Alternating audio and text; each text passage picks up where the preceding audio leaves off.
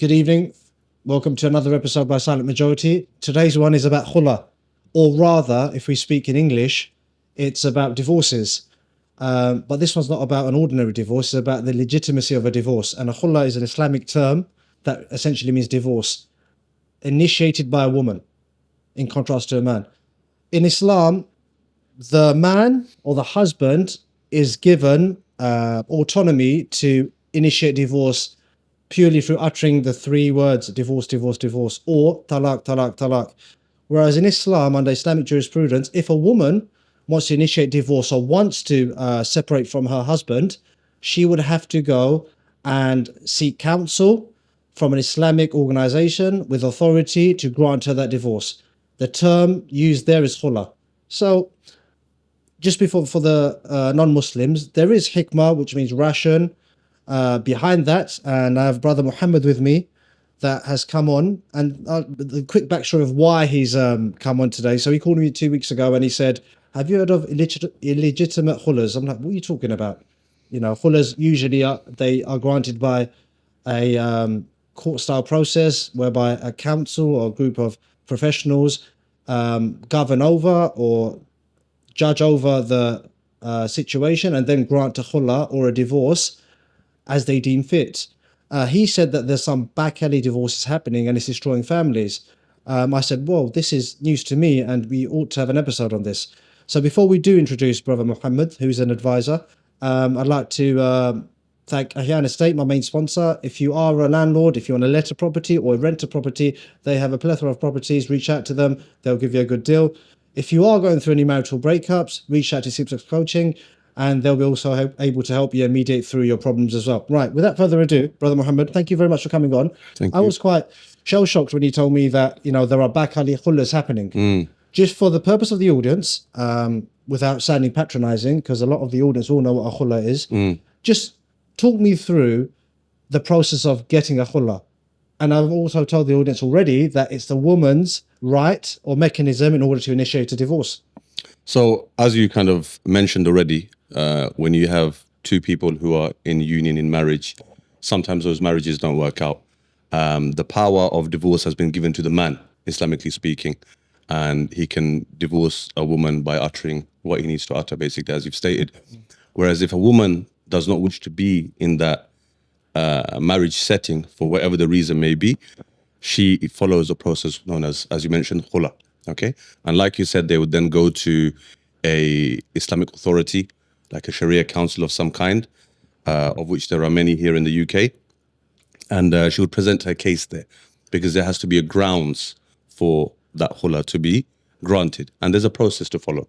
So it's somewhat different when it's initiated by the man or executed by the man, and when it's initiated by the woman. So ordinarily, obviously, a divorce is never a good thing, but it's, again, no one in Islam, Allah emphasizes and the Sharia emphasizes that no one should be oppressed. And it's a mechanism for the woman to come out of a marriage. Yep. And up until I had that conversation with you, I thought there are strict procedures one has to follow. So when you told me that there's, you know, I'm using euphemism here, back alley, cowboy, khula mediators, or presiding over khullas, whether they have authority or not. The first thing that came to my mind is this person that is presiding over the matters between a man and wife, he's making the haram halal if he's not following due process. Correct. So you've explained to me what the khula process is. Yep. Yeah. You've also said the distinction between a man and wife. Right. Now, talk to me about why. I want to start off with, why is it that women would have to go through a back alley process to get a khula? Well, you'd have to obviously ask those women as to why they do that when there are legitimate means to go and seek what they are seeking, right? So, when a woman doesn't want to be in a marriage, like as I sort of previously mentioned, she should initiate that khula by going to a reputable organization who is following due process.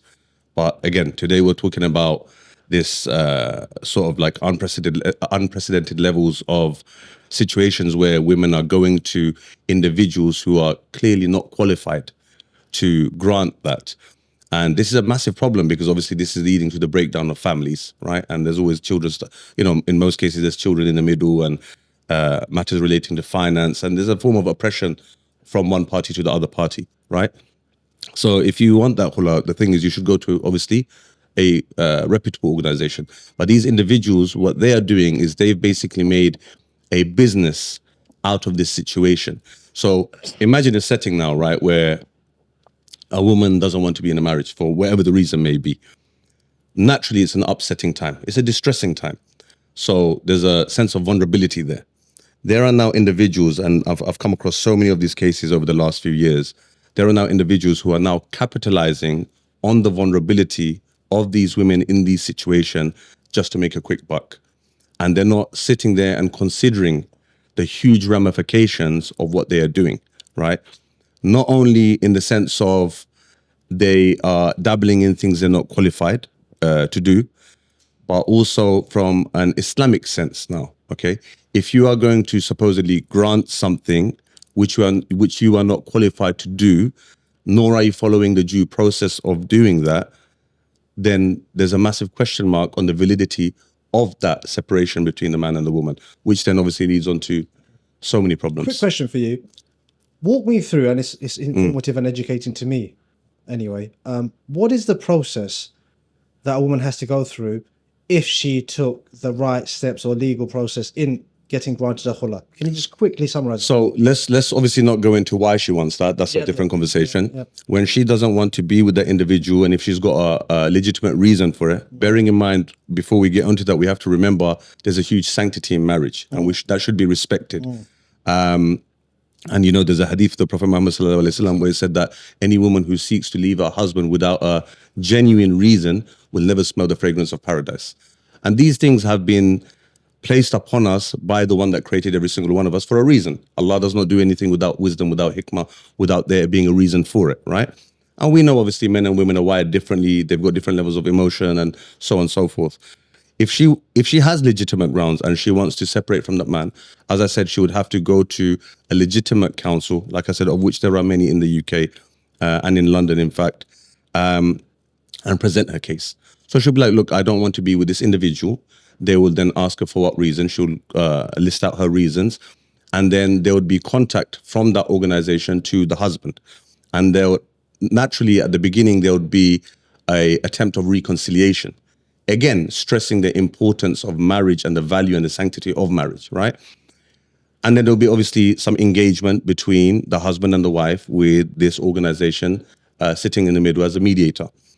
If, for whatever reason, they fail to reconcile, which is in most cases the best thing to do, generally speaking, then obviously what they would do is they may ask, say for example, they've come to a situation now where they see that, okay, you know what, this isn't going to work for the greater good, and it's actually better that they part ways.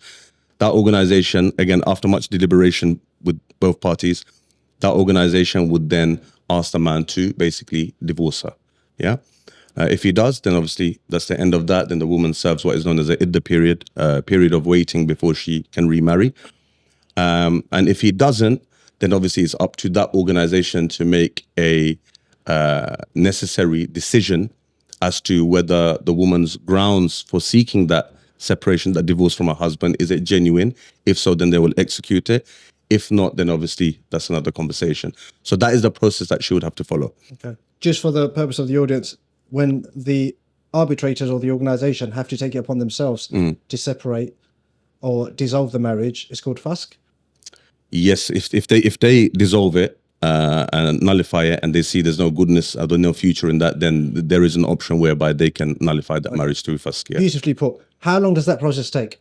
It varies. From the moment, okay, on average, from the moment where a woman has decided, to be fair, it's interesting. I digress here. So apparently a woman, if she is with a man, and let's just say, for argument's sake, she's been with him for 5 years in a marriage. Yeah. Before she does initiate the khula, 6 months to 12 months prior to that, she's already made up her mind. Okay. Yeah. Okay. So that's the phenomenon I've heard, that women make up their mind 6 to 12 months prior to actually initiating anything. Okay. Right. So obviously those 12 months naturally will be toxic. If I don't want to be with you and I've Yeah. made my mind up, Yeah. I'm biding my time, whatever the reasons may Yeah. be, everything's going to turn out to be negative and gloomy. But in general, my question is this: how long does it take from a woman or a sister making that application to her getting granted what she wants? 5 months, 6 months, 3 months? It could take 1, 2, 3 months. It could take 4 months. It could go 6 months. It could take up to a year. What's the average? Average, I would say between sort of 5 to 6 months. Okay, so the reason I'm asking and pressing you on these questions is to understand why a woman would not go through the legitimate routes and choose to opt for a back alley option. Because I'm trying to rationalize here why a woman wouldn't go through the normal court processes. Because it comes down to sincerity. If you're after something, let's make an important point here. Allah subhanahu wa ta'ala would not legislate anything unless that is what is best for us. Agreed? Okay, yes. Fine. So where the woman does not want to be with that man, like I said, there are genuine organizations you can go to who will follow that due process. If you are opting to not follow that process, which is a process established by the one that created all of us, and you are now wanting to go to some dodgy Maulana or some dodgy Sheikh or some dodgy lone wolf individual, what does that say about the sincerity of that woman? It's a bit of a weird one, because on one hand, you're obviously trying to part from this man Islamically because supposedly you fear Allah and you respect your faith and you respect your deen. But then you're doing it via dodgy means, questioning the validity of that separation and that divorce. It doesn't make sense. I'm playing devil's advocate here, Okay. purely for informative purposes. If a woman doesn't want to be with a man, she has a way out, the khula, right? Yeah. I still can't reconcile why she would go down the back alley. If surely isn't it sufficient grounds enough to say that, let's use a very crass example. I don't like the look of him anymore. I'm unattracted to him. Surely that's sufficient. Surely she could, because ultimately I see things very binary. Okay. If you can't share a bed with someone, Yeah.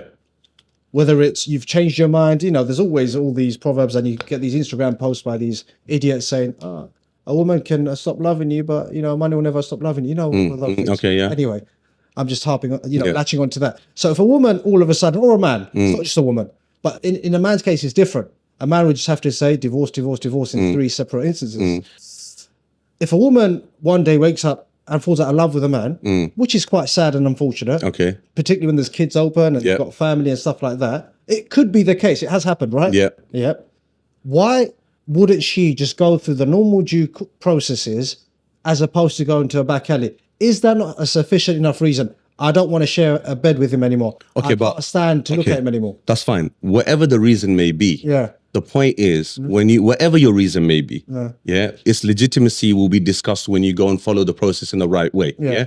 Whether, there could be grounds such that, I don't know, maybe the guy can't have children, or, maybe he's not fulfilling her rights in various ways, right? If there's legitimate grounds, then that respectable organization will have that discussion with her and grant her that which she is seeking in the proper channel. My question to you, I'll throw it back at you, is why would she want to go to a dodgy individual? Because again, I'm saying the same thing about 3 times now. That questions the validity of the thing that she's seeking. Do you see what I mean? So why would she want to do that? The only reason someone would do that is out of perhaps desperation, out of, because they want something done quickly, or they want their way, or it's lack of sincerity because they know, or maybe they fear that if they go to a legitimate organization, it would take a little bit longer. Even if it takes longer, surely you'd rather it take longer, but do it properly and have it boxed off, in the right way. Yeah. It might take you less time to go to some dodgy individual, but again, why would you go to them when they're not doing what you're seeking from them? They're just granting you something on a piece of paper, and they're abusing you because they're just making money off you and they're not following the process. So the only sense I can make from why a woman would choose to go through the back alley as opposed to a reputable institution is so that they can expedite the process. Yep. Or they have perhaps ulterior motives. They might have a man waiting to get married to. Who knows? Well, I hope not, Who because knows? Who knows? I mean, it's bizarre that when you called me up 2 weeks ago and said, "Oh, there's people doing them," I'm like, "What? I've never heard of that." I mean, there's a lot of bad things happening in our societies and communities, but this was something else. yeah, but this is look, this is playing around with the deen of Allah, man. And you know, like, we all know the importance of families. Absolutely. And as we said, you know, there's a sanctity of marriage, and as we also know that Allah dislikes divorce. Divorce is not haram. No. Okay, the Sahaba got divorced, right? But it's something that is disliked by Allah subhanahu wa ta'ala, and for a good reason. The breakdown in families leads to breakdown in society and community. And you're the man with the statistics. You know how many children are going off the rails because they're in these situations where people are making irrational decisions. Now, look, you mentioned about, you know, I think you kind of push this kind of thing of, why is it that a woman can't get this and a woman can't get that? Again, shoot me for it. But the reality is, look, Allah subhanahu wa ta'ala has created men and women differently. Agreed? Yeah, I don't buy into this 21st century, everyone's the same crap. Yeah, forgive my language. Men and women are wired differently. They're created differently, different strengths, different weaknesses. Men generally tend to be a bit more pragmatic, a bit more logical, right? They might look at the bigger picture. Women, they're a lot more emotional. Our mothers, our sisters, wherever, do you know what I'm saying? The women folk tend to be a little bit more emotional. If that power of divorce was given to a woman like it was to a man, do you think there would be any married couples around? I don't think so. No one would be married. Yeah. No one would be married. The amount of times I've heard guys say to me, "Oh, my wife asks for a divorce every other week, every other month, you know, every couple of months," right?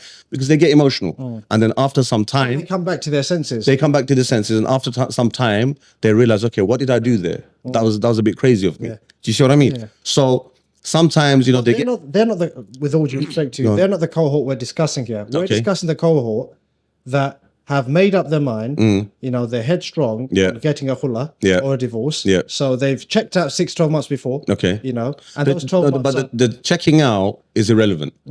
I'll tell you why. Because checking out is irrelevant. Because up until you make that decision and you take that step towards what you're seeking, the checking out is a whole different conversation altogether. Okay. Leave the checking out. Okay, so let's go back to the khula, right? Yeah. So they've gone through the back alley. Yep. One last question from the woman's perspective. Yep.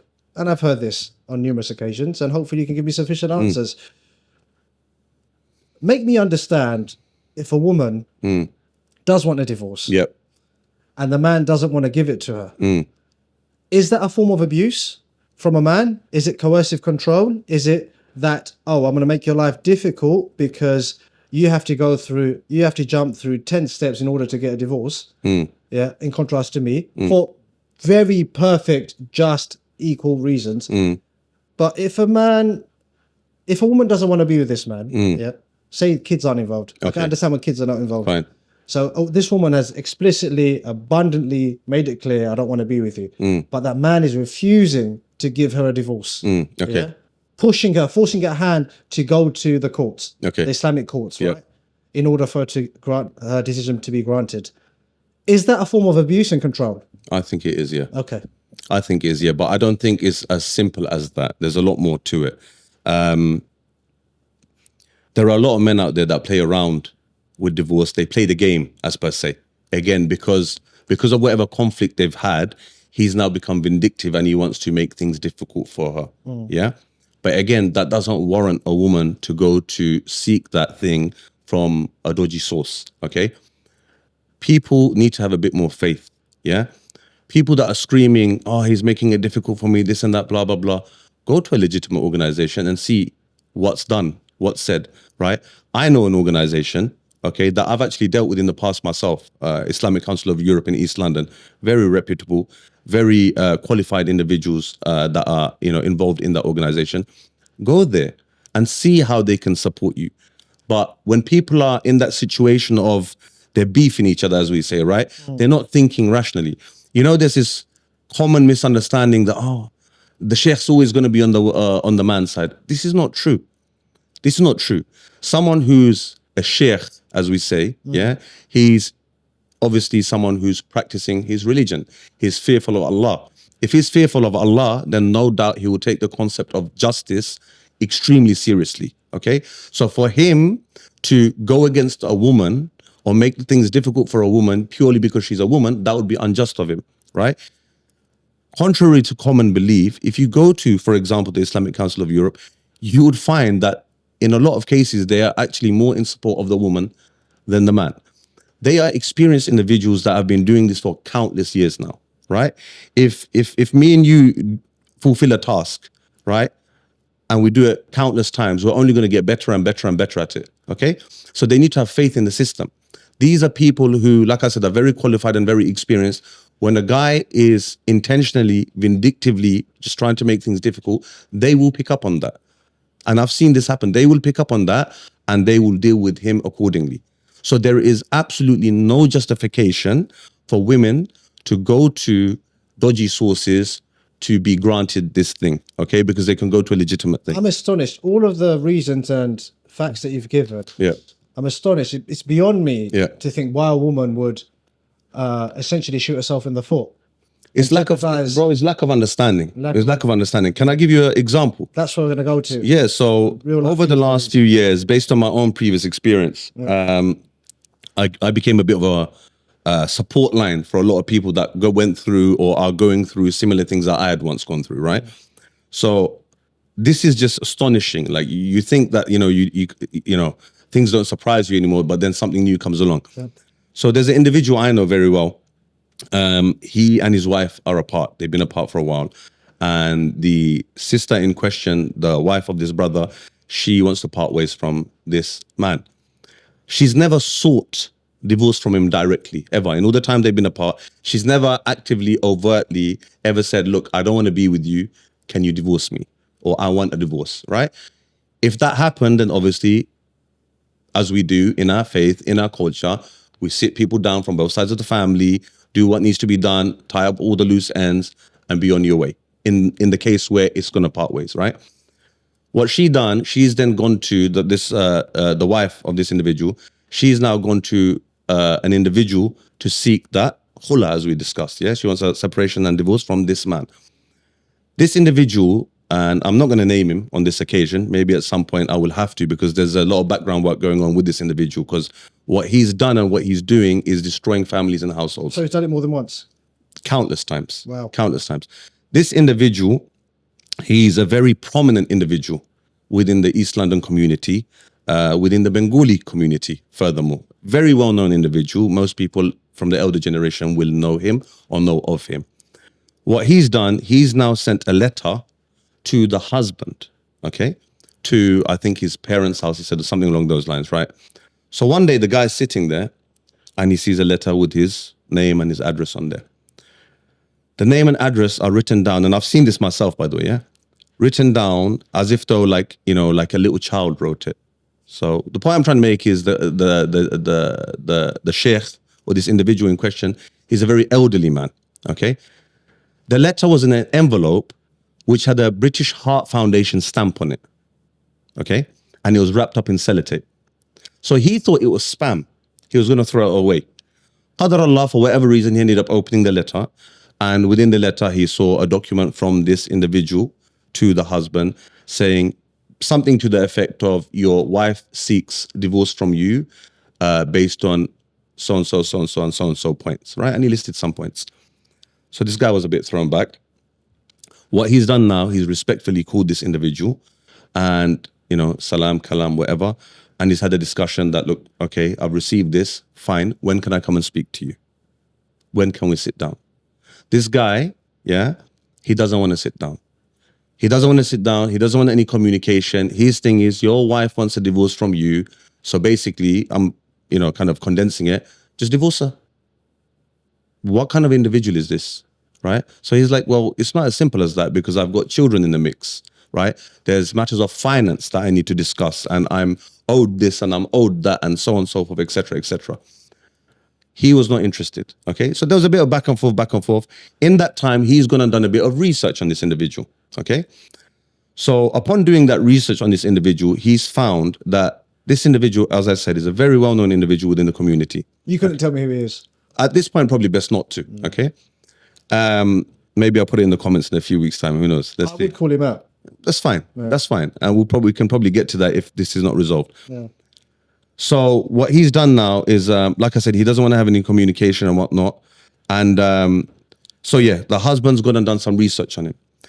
In that research, everyone that he's spoken to, everyone who's anyone within that realm, within that life, the marriage, divorce, masajid thing, whatnot, everyone unanimously has said that this man has been doing this for a while now and is completely wrong for doing so.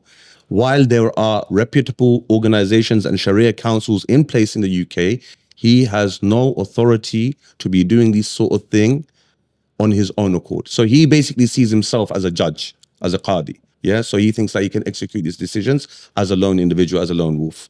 Okay. Which is completely wrong. Right. To the point that it's astonishing, because in that communication with the individual, the husband said that man arrogantly boasted how he sat on the board of a Sharia council for 23 years. Like it's a badge of honor. Like he knows what he's doing. So that husband called up that Sharia council on which that sheikh was a board member for 23 years. The leading individuals in that organization have said, this person that you are talking about, yes, he was here for 23 years. But guess what? While he was with us for 23 years, and we deal with marriages and divorces and so on and so forth, he started picking out cases and taking cases from the organization to deal with it himself on a private basis. This is supposedly someone who's a leading member of the community and a knowledgeable individual. Imagine, yeah? So that individual said then, when we found out that he was doing this, we sat him down, we'd advised him, and he didn't take heed from our advice, so we let him go. So this individual is boasting about, like it's a badge of honor, being within that organization for 23 years, an organization that he was essentially sacked from for gross misconduct, essentially. Imagine that. That's the kind of people that have got their hands in this sort of situation. Furthermore, the husband, what he then done, he reached out to numerous other reputable individuals within the community, and numerous of those individuals were actually within the same organization and within the same circle as this original person that we're talking about, the person who is doing the dodginess, basically. Yeah, dodginess. So I get it. His couch has been assassinated. So check this out. Like I said, people from within his own circle have said, mate, we get countless people coming to us complaining about the same thing, that this individual is just nullifying marriages left, right, and center. Even though we are within his circle, we are telling you that he's wrong for doing that. He shouldn't do that. We have advised him and he's not listening to advice, right? So I'm going to quicken this up a little bit. So it's unanimously agreed by everyone that he shouldn't be doing this. But he, for whatever reason, he is doing this. And, his people said that, making excuses for him. He's elderly. He can't hear right, and so on and so forth. And even the husband said to me, it's so difficult to communicate with this individual. He doesn't hear half the things I say. He doesn't understand half the things I say. And in their communication, the husband said, look, can I email you? No. Can I message you? WhatsApp you? No. So how do I communicate? How do I respond to that which you sent me? Oh, you need to write a letter and post it to me. Bro, this is 2024. Imagine, this is the kind of people we're dealing with, right? So anyway, there was back and forth. And in the end, what the husband said is, look, I don't accept your authority over me. I don't know you. I don't know who you are. I don't know what you do. I've done background checks and you don't really have any credibility. That's fine. My wife has requested a divorce from me, or as in she wants to part ways from me. So tell her, and I ask you to tell her, because essentially they're your clients, tell her to submit her case to a reputable Sharia council, of which there are many in the community, in the society, in our society. And I'm more than happy to engage with them and deal with them. And I'm more than happy to accept whatever decision they make upon me. So the man is being very reasonable in this case. Yeah. But the guy still didn't comply, not interested, and he went and done what he done, supposedly. Yeah. So he broke up the marriage. As in, from what I understand, is there's no confirmation of that yet, but the husband suspects that is the case because all communication went dead, basically. And he was citing silly things, stupid things. Yeah. Oh, you've been apart for this long. But so what if you've been apart for this long? If I make accusations against you, surely these accusations need to be investigated before such a big decision is made. So this person has no interest in meeting up, sitting down, talking. He's just in the business of just nullifying marriages. So what if you or I went and nullified his marriage? Would that work? Do you see what I mean? So now, back to what you were asking earlier. That wife, why has she not gone to the countless organizations that are out there That's and a good available, question, yeah. and she's gone to him. I'll tell you why. Because he's known as an individual who's in that business doing what he does. And in her mind, she's told herself, right, he'll give me what I want, so I'm just going to go to him. Because guess what? If I go to a reputable organization, maybe they might see that, hold on, I haven't actually got any grounds for divorce. I'm just hyper emotional, I'm just annoyed, I'm just frustrated, wherever the case may be. And no one legitimate is gonna, or she believes no one legitimate is gonna give me what I seek. So I might as well pay someone £300-500 and then, get on with my life. If she has any common sense or brain cells, she's technically still married. She's technically still married. Well, not technically, she is still married because that's null and void. What that individual's done is null and void. It doesn't count. But now what I'm saying is look at the ramifications of this, bro, yeah? Yeah. I'm not talking about this case now. In any case that is similar to this, where a sister, look, where a woman seeks legitimate separation and divorce from a man and she's being abused and so on and so forth, may Allah make things easy for her. Because there are a lot of nasty men out there, let's be honest, yeah? But we're talking about the women that are trying to take the back alleyway, yeah? Where you've gone and done this, that's null and void. It has no standing in the court of Allah. You have now told yourself, I'm divorced, okay? As a divorced woman now, soon after some time, you're going to go and quote unquote marry someone else. How are you marrying someone else when you're still the former person's wife? So that's now zina you're committing left, right, and center.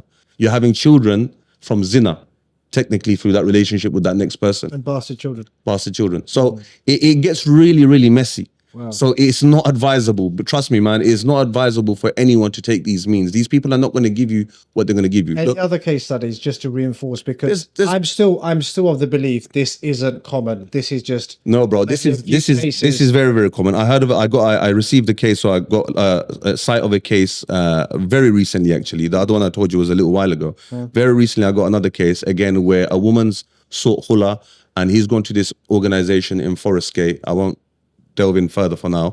And that individual again emailed the husband and said, your wife has applied to us Khula. Is this the same arbitrator or someone different? No, someone completely different. Yeah. right. So that's what I'm saying. It's not one person. There's so many people out there like that now. They made it a business, right?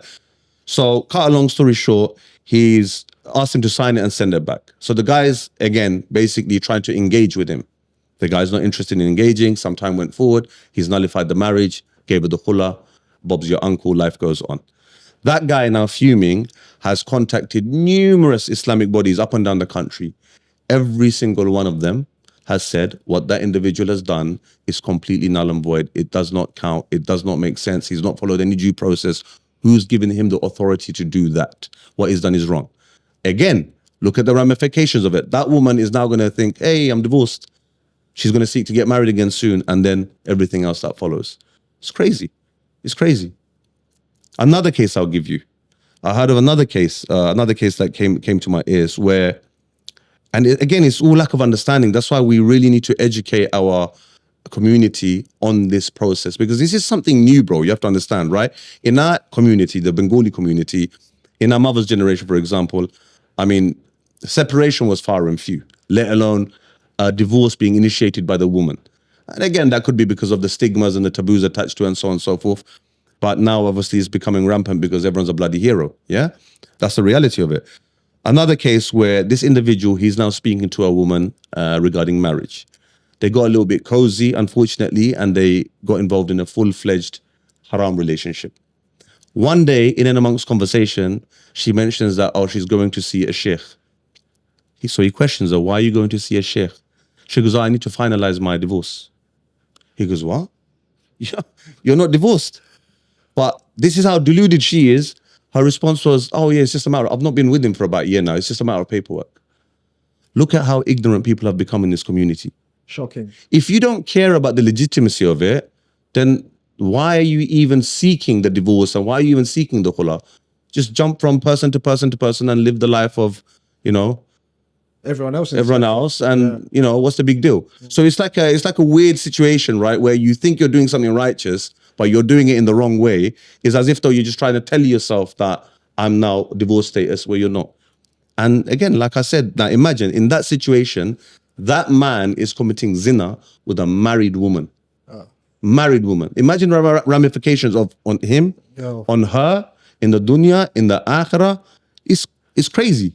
Absolutely crazy. And he didn't care to check if she's married or not. I don't know. That's his business. I didn't go that far into the conversation. That's true. That's true. The point being, there's so much ignorance surrounding it, right? Look, like I said, where there's legitimate reason, a legitimate cause, whatever the case may be, may Allah make things easy for those sisters, yeah? I mean, But what we have to understand is, like I said, when there's conflict between two spouses, there's a lot of heightened emotion, anger, vindictiveness, bitterness, okay? Women tend to be more emotional than men. When that woman's emotional, okay, these dodgy, let's call them dodgy mullahs, yeah? These dodgy mullahs, what are they doing essentially? They're essentially abusing these women because they're sort of capitalizing on the vulnerability of that woman and the state of that woman at that time. Yeah, it's like family courts. Yeah, as has been discussed before, when two people are fighting over child custody and child access, who's winning? It's the solicitors that are winning because they're capitalizing on your desperation and your feud with the other person, right? So Shaitan is doing wonders. He's running circles around everyone. Right? And likewise in this situation as well, where people are going after these dodgy khula situations. So how do we, okay, I think you've given substantial evidence here. These are first-hand that you've seen, yeah? And perhaps I've been ignorant of not coming across this up until 2 weeks ago. What would your advice be to these dodgy mullahs? And I probably will press you off camera about who this person is, because I will ask my team to contact him and ask him to come on, because if he's doing what he's doing, he's partaking in the massive, grievous sin that's occurring, or is about to occur. What would your advice be to those? My advice to them is, the best of advice is to fear Allah. Don't sell your deen, don't sell your akhirah for a few pennies. I mean, how much they getting paid? 200, 300, 400 pounds? Seriously? And look at the ramifications of it. Like I said, imagine I or you go to this individual and we say, you know what, I'm nullifying your marriage. Who are we to do that? Likewise, then who are you to do that? When you go to an organization, usually there's a panel of people. Such is the importance and sanctity of marriage. The organization, the reputable organization, will discuss it. They will seek advice from their seniors and so on and so forth before they execute any decision, right? Any decision. How many times, and look, one thing I would say off the back of this is all of us, everyone should value, anyone who's married should value their marriage and the sanctity of marriage, because it's very easy to break something. Yeah. Once you leave that marriage, what then? Have you thought about the future?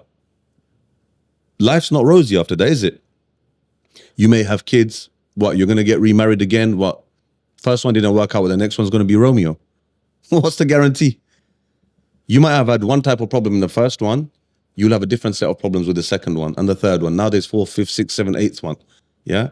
So it's a big, big problem. People need to sit down and really think about these things and take it seriously before they make any decisions. Just to go off the back of what you said earlier, and I think it was profound, the fact that our mothers, let's be honest, they weren't in Romeo and Juliet marriages. It was more a business transaction, and they became, for many of us, if I may dare to speak, a wife for the family, an almost borderline servant. And they didn't initiate the divorces.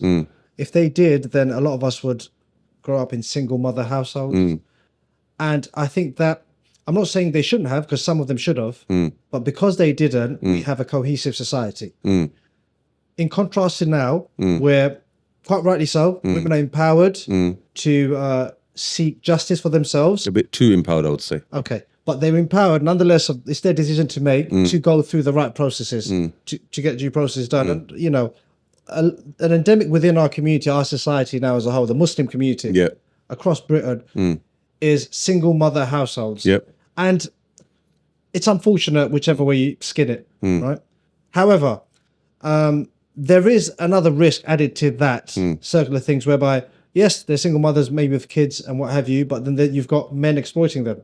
Okay. You know, I've heard crazy stories on dating apps whereby single mothers and women have been exploited purely for carnal desires. Need I say more?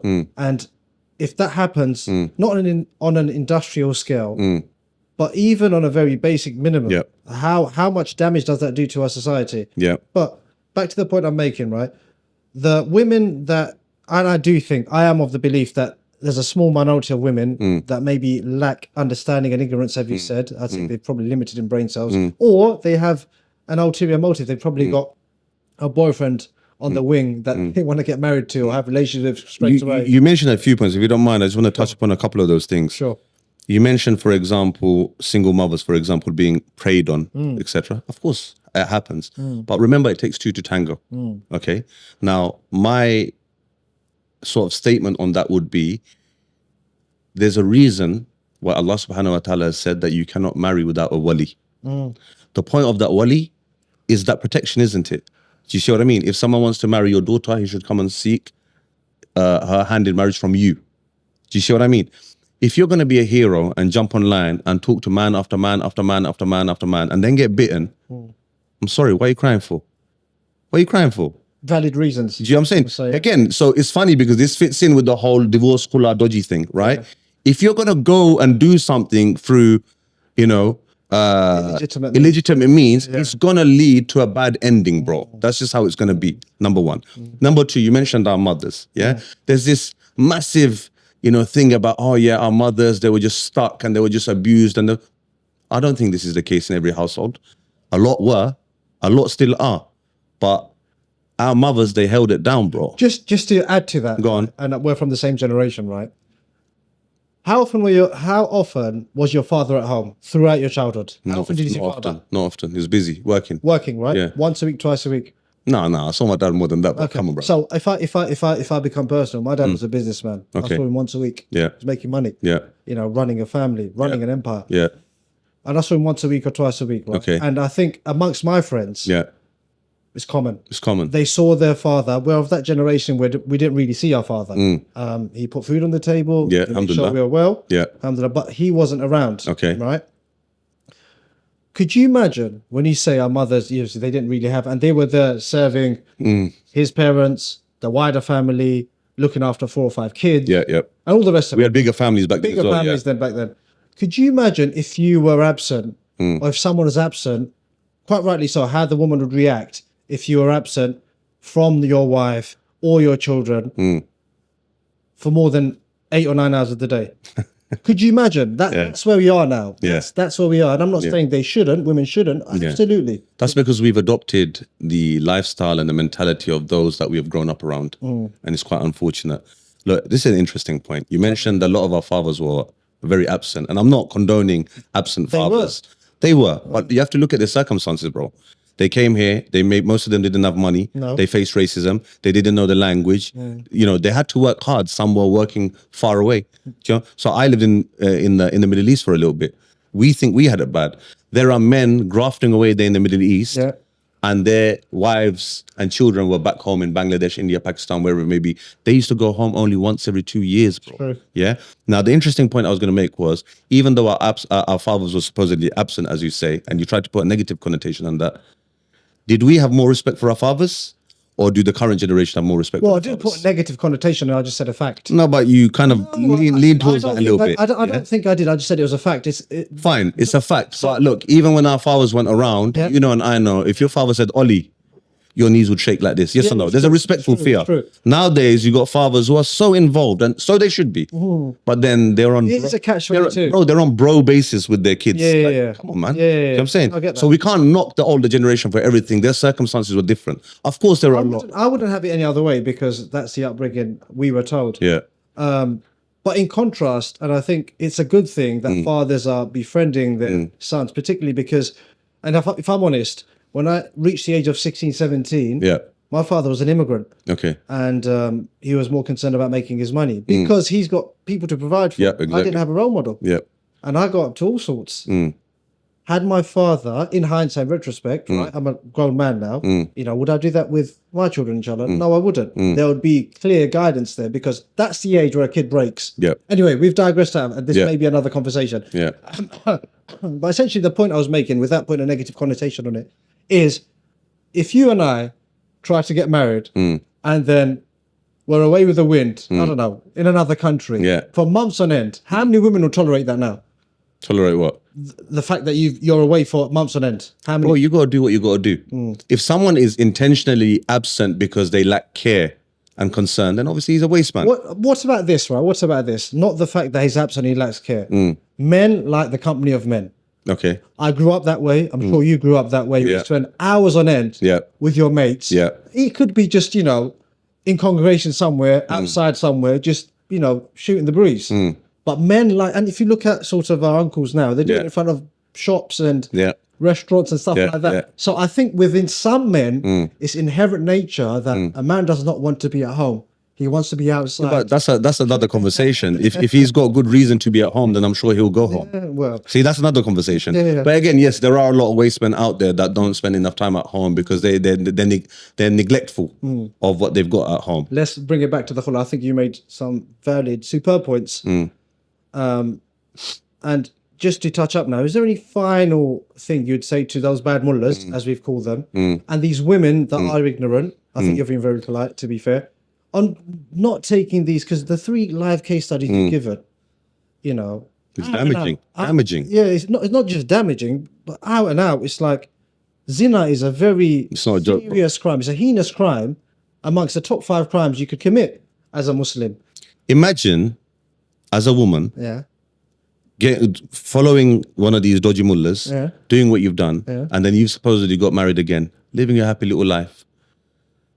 Inevitably, you'll stand on Yawm al-Qiyamah in front of Allah, and now you've got a list mountains of major sins, which you were oblivious of, which you ignored. And it's very easily avoidable by having faith, keeping faith in the system, keeping faith in the process, and going to a legitimate organization, such as the Islamic Council of Europe, okay, and presenting your case there. Like you said, I think you mentioned at the start of this podcast, Allah is not unjust. Do not think of Allah as unjust. Allah is the most just. So whatever processes He has ordained will always be the best for you. So why would you go and seek dodgy means? That's what I say to the women. I say to the women, fear Allah, okay? Be sincere, okay? Follow protocol. Anyone that digresses from protocol is never a good end, okay? Keep faith in the system and go to a legitimate organization if you genuinely have grounds for not wanting to be in that situation, which is, your right, and so on and so forth. That's to the sisters. To the women. To the dodgy mullahs, mate, just fear Allah. It's disgusting it's absolutely vile what they're doing. And, in another society, they deserve to get their heads kicked in, bro. That's me being completely honest, because they're destroying families. And we need to out these people and out these organizations and stop them from doing it. Why? Because the Prophet ﷺ said what? Help the oppressed and help the oppressor. How do you help the oppressed? It's obvious. How do you help the oppressor? By stopping his oppression. Do you see what I mean? By stopping the oppression. And we need to enjoin the good and forbid the evil. And we need to collectively have people come together and out these individuals. Fully out these individuals, because what they're doing is disgusting. They're literally abusing women, vulnerable women, in hyper emotional states or desperate states, and they're just capitalizing on them financially. It's disgusting. Thank you very much, Brother Muhammad. I think problem. this has been a very powerful message that you've sent out. And I think the audience, the silent majority, will benefit Inshallah. from the live cases that you're dealing with or presiding over right now. Just to my audience, a khula or a divorce from any party is unfortunate. And if it is the case, then so be it. There are legitimate routes to take in order to part ways. And to me, even speaking to Brother Muhammad extensively, it still seems inconceivable to me that a woman would, one may say, sought to illicit means in order to expedite her divorce, which technically leaves you in a grey area where you could potentially be committing zina if you were to allegedly go and get married to someone else. And, the most idiotic thing I've heard from the 3 stories is the guy that was courting this woman and wanted to get married. She dropped a bombshell saying, I need to go speak to my sheikh just to do the paperwork. It's just a matter of paperwork. Are we buying and selling houses here? Are we? Can I make one last point? Sorry, if you got time. I think it's very important, and maybe we should have mentioned this, but we didn't. The women who are seeking these dodgy means, they're doing what they're doing. But also remember, the family of these women, they need to stand up and take responsibility also, because they are, guardians of these women. And where they're not taking a stand against what their daughters and sisters and whatever may be doing, they are also complicit in this act. So they need to also fear Allah and follow due process. Thank you. Just to double down on that, you know, the walis or the mahram or the men in that family, you know, fulfill your responsibility and accountability. There were a few things me and brother Muhammad went back and forth on, very interesting, and we'll have this conversation offline. But the 3 or 4 things that we were discussing, from the single motherhood, from women being preyed on, from absent fathers, and a plethora of things will be unraveled and unfolded in the coming episodes, inshallah. Thank you very much for watching. If you do have any stories or anything that you think needs to be addressed, collectively and as communities, please reach out to us. Our email is going to appear just below or on your screen. Thank you very much for watching, and we'll see you next time. Thank you.